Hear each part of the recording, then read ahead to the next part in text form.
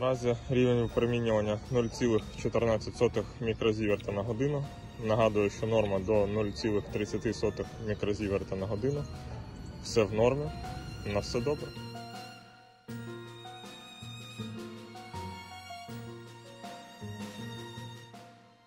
Будь-яке пошкодження, розгерметизація чи зміна системи охолодження може призвести до серйозного забруднення ґрунтів, водних ресурсів, повітря, тому що цей радіаційний пил розноситься на дуже великій відстані, він осідає і потім там далі продовжує випромінювати це радіаційне забруднення. Крим однозначно і першочергово потрапляє в цю зону, і люди, які зараз там проживають, мають серйозний ризик такої аварії, такого забруднення.